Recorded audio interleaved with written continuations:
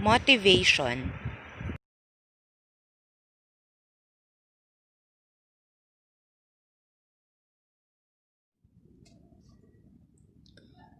So now let us discuss about motivation. But first, let us define motivation. What is motivation? Motivation is the process that initiates, guides, and maintains goal-oriented behaviors. It is an internal state or condition that activates behavior and gives it direction. It is closely related to ambition, aims, aspiration, desire, drive, goal hunger, motives, needs, revenge, striving, wants, and wishes.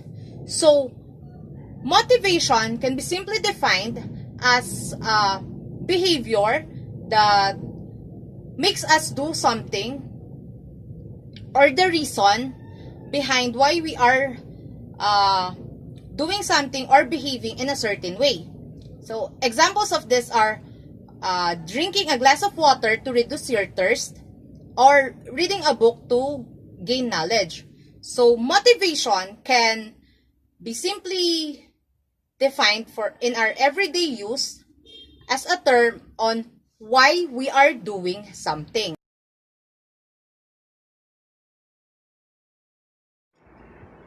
So let us now discuss the four components of motivation.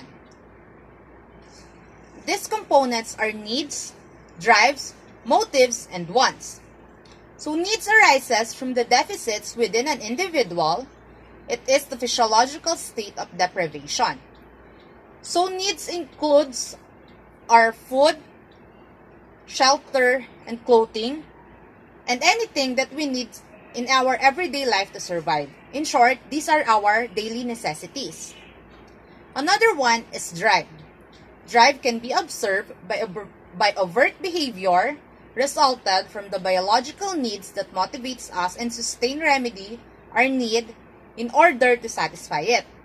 So drive can be observed by the behavior that we are showing to other people that resulted from the biological needs such as our also daily necessities, the shelter, food, clothing, but drive also even includes sex. Then the next one is motives. Motives are the reason for doing something.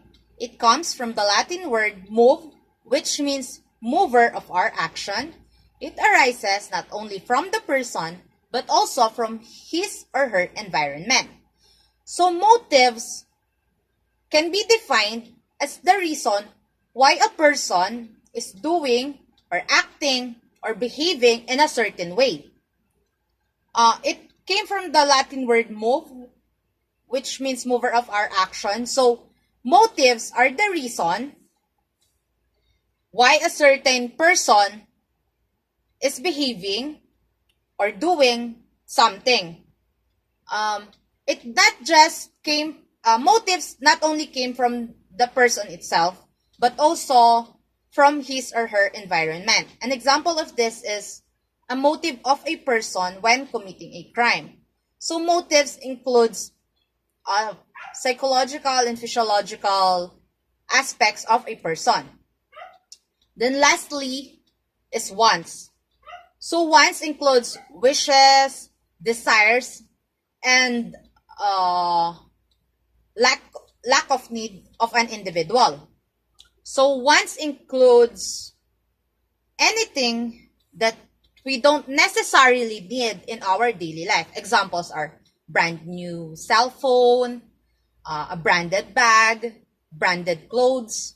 Those are the things that we can have not because we need it, but because we just desire, we are just desiring to have it.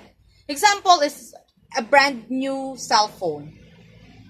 We can use our old cell phone if it is still working, so we don't need a brand new cell phone. We can have clothes, but we don't need the branded ones. And these are the examples of wants.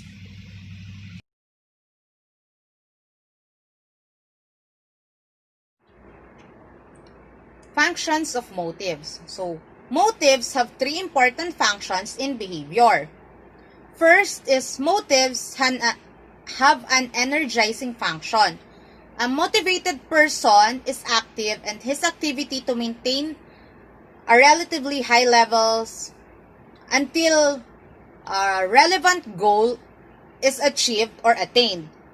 So, a person who is interested to receive a reward is likely to work harder until he fulfills it. Then the next one, motives have a directing function. So, motives are determined for many possible behaviors or responses which are likely to be the most appropriate. So, this directs a person to organize his ideas around whatever goal is important to him at the moment. Then last is motives have a selecting function.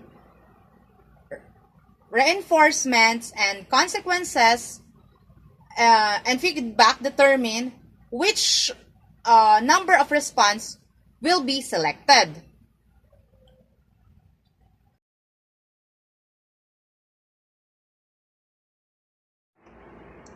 Sources of motivation.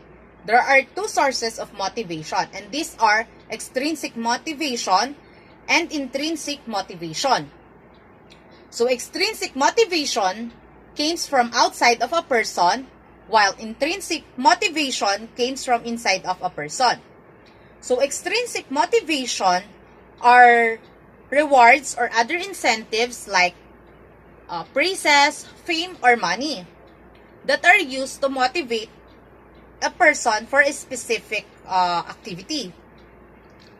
So, this refers to the behavior of a person to perform a task and learn new ability because of external rewards or avoidance of punishment.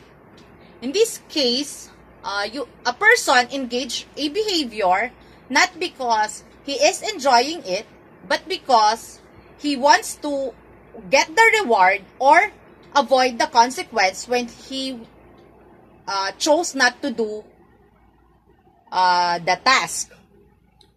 So, the next one is the intrinsic behavior.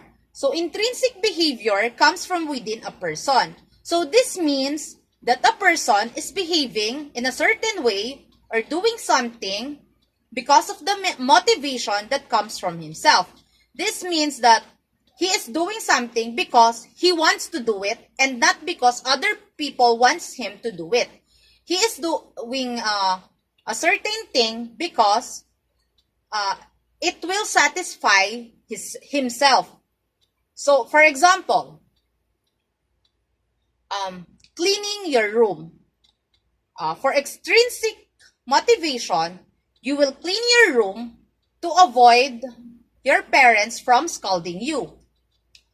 For intrinsic motivation, you will clean your room because you want your room to be tidy and pleasing to your eyes.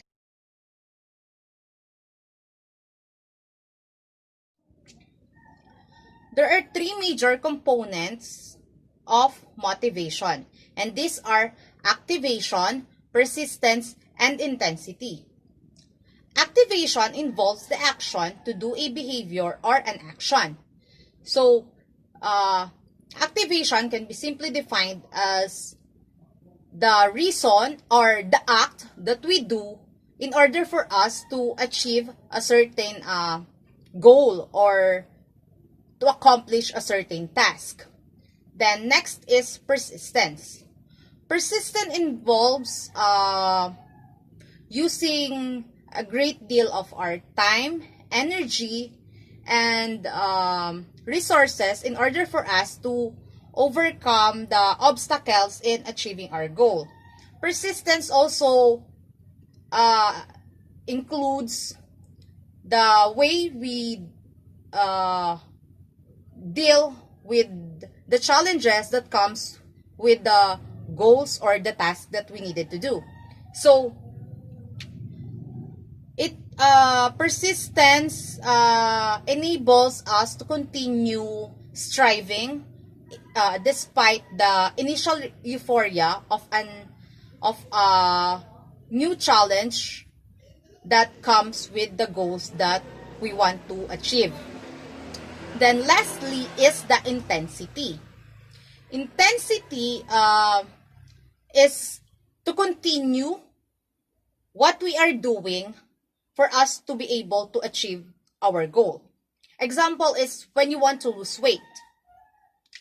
You will not exercise or do a diet for just a week or a month, but rather you will continue doing this continuously for your everyday life in order for you to have a healthy body and lose your weight. Because if you stop doing exercising and eating your proper diet, you will not lose weight and you will not achieve your goal.